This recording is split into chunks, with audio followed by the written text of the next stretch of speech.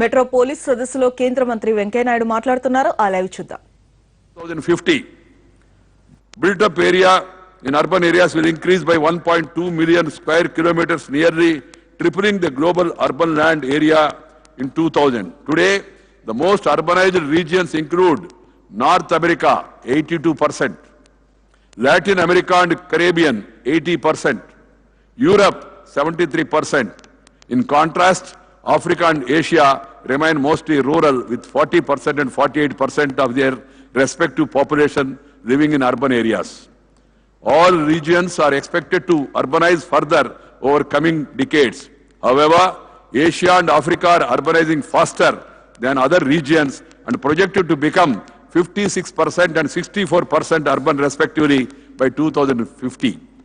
The urbanization is moving faster in these regions now. Earlier we were lagging behind. China and India will contribute to more than 1/3 of the global urban population increase between 2014 to 2050. So that's a challenge before India, and it's an opportunity the Indian government and the state government of Telangana and various states want to convert. In India, as per the 2011 census, we have only 31 to 32% of the people living in urban areas. Friends, the projected figure is by 2050, more than 50% of Indian population also will be living in urban areas.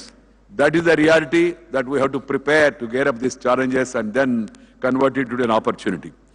As the world continues to urbanize, sustainable development challenges will be increasingly confronted in cities, particularly in the lower middle income countries where the pace of urbanization is fastest. The primary challenge that accompanies the growing urbanization is to ensure inclusivity. We need to ensure that every urban resident feels involved in the socio-economic and cultural landscape of the city that he has come to live, and thereby make him own that city. Every citizen must be made to feel that he owns the city, rather than being subjected to the feeling that he is not wanted and has no hope.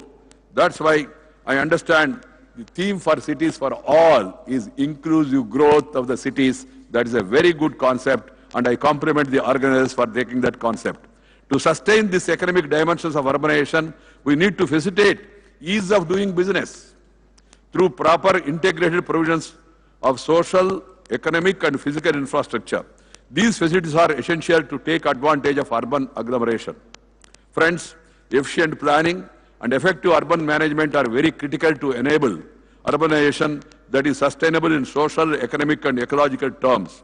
It is in this context, under the dynamic leadership of our beloved Prime Minister Sri Narendra Modi, we have envisaged the development of 100 smart cities as a satellite towns of larger cities, and by modernizing the existing mid-sized cities, the 100 smart cities is the flavor of the season in India.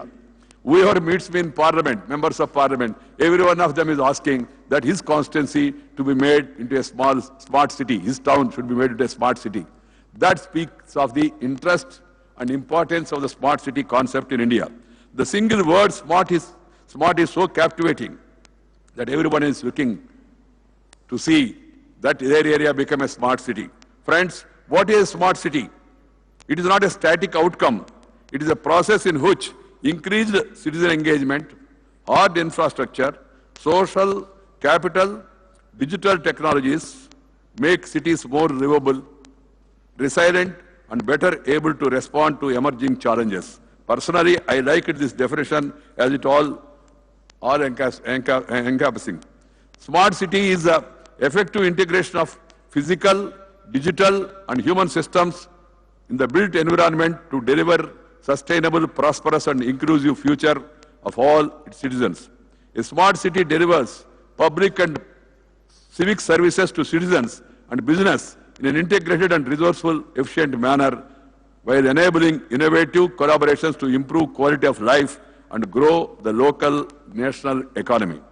A city is smart when investments in human and social capital and traditional transport and modern ICT communications infrastructure fuel sustainable economic development and a high quality of life with a wise management of natural resources through participatory action and engagement. Transparency and accountability are the key for success of urban governance. At the current level of urbanization itself, urban areas in India are contributing around 60% of the GDP. This is estimated to reach 75% by another 10 to 15 years in India. That means urban areas are engines of growth. This is the reality. Friends, they are drivers of economic growth because a lot of developmental activities are concentrated in urban areas. Governance and finance are the two obvious challenges. As per the estimates of the high-powered committee, we need to invest US 250 billions over the next 20 years to put place basic urban infrastructure relating to transport, water supply, sanitation, and solid waste management alone. This offers a huge investment opportunity, and we are committed to promote private, domestic, and foreign investment in a big way. There are ample opportunities for the international investors to come and invest in India, and particularly in urban India, because the government of India has decided to allow foreign direct investment in the infrastructure also. Friends, after assuming office, I have convened a meeting of all the state governments of India, of the municipal ministers, urban development ministers. After 2 days deliberations and discussions, we have evolved a national declaration to go for reforms in a big way. There is every need to reform the urban governance. There is every need to bring transparency and accountability into our system. And then people must be able to have hassle-free administration. You must have online registration, online sanction of the plans and approvals. You must have digitization of the land records and property details of the cities. Hyderabad has shown the way in the recent days because of digitization of records. The revenue of Hyderabad has increased many-fold. I am happy that they have taken the initiative. I am confident the other cities in the country also are going to follow the same. I am also recommending to the states that the center will fund the scheme of digitization of property details of every citizen in every city. That will go a long way in increasing the revenues of the urban bodies in the country. Friends, these 25 identified reforms, they will require to make a difference to urban governance. So a beginning has been made in India also with regard to reforms in urban governance. Just now the Chief Minister was telling me, why don't we think of giving even police power to municipal bodies? It's a novel idea. The idea needs to be divided across the country because we are in a federal system, center, state and urban local bodies, and we also have different political parties. So we have to evolve a broad consensus of giving powers to police powers to municipal bodies. But the Indian government have moved forward and allocated 29 subjects, funds, functions and functionaries to the local bodies as per the 73rd and 74th Amendment. They are being implemented, but there is a need to hasten the process and see to it that all these 29 subjects are devolved to the local bodies at the earliest. We will be making every effort in that direction. Friends, from the international community who have come here, I am proud to say that 1/3 of our urban local leadership in the country is women in India. I think India is the only country where we have 1/3.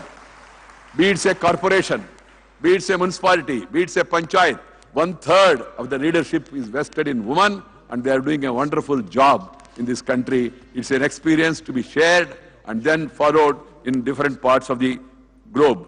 Friends, we also have an exclusive vendor